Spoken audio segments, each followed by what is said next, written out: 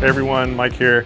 I was walking around my home office the other day, and I have all this stuff hanging up on the wall and all this like memorabilia and all this stuff that's been just like giving me the feels about the past decade of competing in Call of Duty. And I found my old Scuf controller mounted up on the wall, and I don't really pay too much attention to it anymore, but I wanted to grab it, and I thought it was a great way for me to talk about one of our sponsors, Scuf Gaming, and talk about the history there, because it's pretty neat. It's been almost 9 years now since we started Scuf, and I remember meeting Mike Astro back in, I think it was 2011 at COD XP. He was actually casting 2011 COD XP with Fwiz. I got talking to Mike just about what we were doing and the fact we were adding different functions to a controller to improve and increase hand use, and Mike seemed a little bit skeptical at the beginning, I will say, but I think I finally convinced him after a few drinks. This controller right here is actually my first ever Scuf controller that was given to me by Scuf Gaming. I met Duncan, the founder, in 2011 at Call of Duty XP, and he said, hey, check out this controller. I just want a few minutes of your time. We're trying to revolutionize the way you guys use controllers. And took a look at it, and he explained to me that they had created this paddle system in the back, right? And that's what Scuf's now become famous for, is this extra paddle system in the back that allows you to map to some of these buttons these days. Back then, you would just specifically map it to one button. Now you can map it to, I think, just about anything. But why it was so revolutionary back in the day for us was because when I played Call of Duty and I was moving around with my left thumbstick, I was aiming with my right thumbstick, but I was a player that used a lot of the jump tactic, like a jump shot or jumping around corners, or jumping over things quickly. So I use a lot of jumping in my movement. I couldn't aim with my right thumbstick because I would have to remove my thumb off the stick and press the A button. So what these did was revolutionize the way we play, because I could click this paddle now to jump and maintain my aim with my right thumb. So that's really what put Scuf on the map. But the story is, with this controller, this was it. This was almost a decade old now controller. As we kind of developed our friendship and our partnership, then Mike eventually came down to Scuf HQ. I went to visit the Scuf Gaming headquarters, and Duncan walked me into this room, and there was just this wall of like modular pieces to the controller. You had all these different colors of buttons and different colors of thumbsticks and the paddles and the shells of the controller. Mike came in, and he was pretty excited about seeing the way we built these customized controllers. And at the time, we didn't have any personalized designs. They were more colors, color buttons, different color shells. And I said, hey man, can I design an Envy kind of themed controller? He said, yeah, go ahead. So this is what came out of it. Our colors are obviously blue. This was actually this little color right here is like this other pad that I put on top of the controller, is like this thing that went on over it, and it like kind of over the years just conformed and congealed into like basically another piece of plastic that just molded on now. But originally this was like a blue thumbstick. And so I created this controller, and then really what spawned out of that was the fact that all these other esports teams now started creating custom controllers. So this was the first one ever for a team that was kind of designed, and it was kind of just impromptu, kind of spur of the moment type of thing. And so that eventually led to this iteration of the controller back then, another Xbox 360 controller. This was like the next kind of more honed in version of the Envy Scuf controller. So obviously we had our logo here in the middle, and same thing, you had the panels in the back. But this time around, I think they actually created these little slots right here where you could actually move the panels over and customize where your panels were.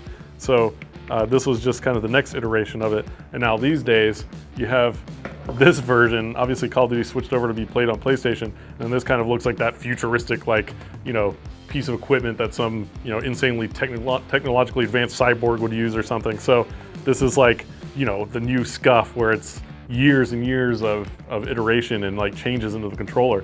Anyway, I just thought it was a cool video to make for you guys, because Scuf has been such a mainstay for professional players in Call of Duty for years, and other console games. It really revolutionized the way players play the game, and it allowed players to take their skill level and maximize it by basically using all of their hand and using all of the capability they have to make quick decisions. So they became less limited, especially a player like myself back in the day when this really first came out. from those early days to kind of where we've evolved today, people talk about, well, why use a Scuf and what games is Scuf good for? And I think my answer is very simple. It's why wouldn't you use more of your hand? Why would you only use 2 fingers and 2 thumbs to control over 20 functions on a controller? Whether you're playing a fast-paced shooter, whether you're playing a battle royale game, a sports game, or just an action adventure, truthfully, you really do need to use more of your hand. And I think the way in which Scuf has become part of that community, the way in which we've created this whole industry around performance controllers, it's really evolved the way controllers are used. One of the other added benefits of using a Scuf controller was just the fact that you could actually save your hands. I mean, the wear and tear that I had with, let's say, my thumb and the joints in my thumb, having to move from my right thumbstick to my A button constantly. I mean, it's this motion, you know, thousands and thousands, if not hundreds of thousands of motions that I'm making with my thumb when I'm in competition. That's, I think, really helped save the way my joint in my thumb worked, and that affects your whole forearm. You know, it really affects the way you can receive pain if you overstrain that thumb movement. And so being able just to use your middle fingers on the paddles where they rested to perform that action where you would normally have to move your thumb actually saved, I think, a lot of the health of the players long term in Call of Duty. And the pros are where we started, and that community was something we got very involved in. I used to go to every single gaming event for Call of Duty, whether that was in London or whether it was in the US, and it was a big commitment from our behalf on how we spent time with those guys. But those relationships turned into friendships, and it was sometimes the feedback we got from these pros and even the managers and the coaches that allowed us to change what we did and to improve for the better.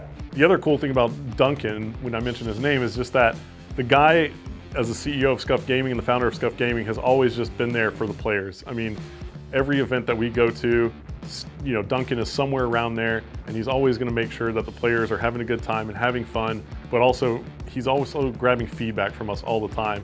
How can he make Scuf Gaming better? How can he make our equipment better? How can he make the overall scene better and more competitive? So, you know, it's funny, a lot of people don't think about people like that behind the scenes, but Duncan is the man and basically was responsible for changing the way competitive Call of Duty was played. It was really a big change. And Mike, you know, he's somebody who's a true veteran of the industry. He started as a pro, for those that don't know, and he had all his challenges as a pro.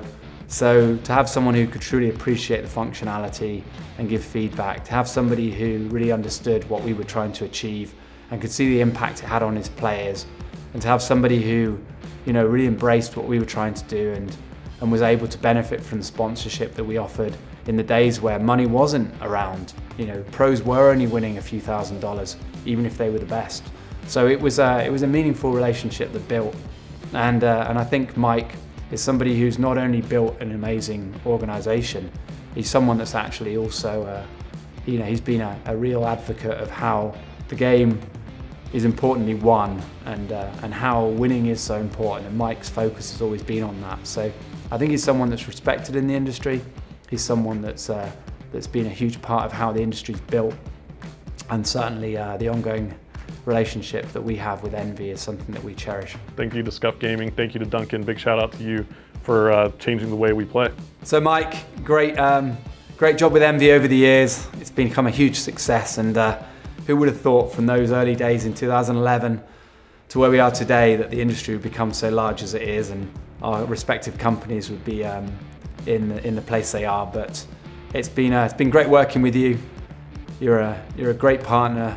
You're a better friend, and looking forward to many good years ahead.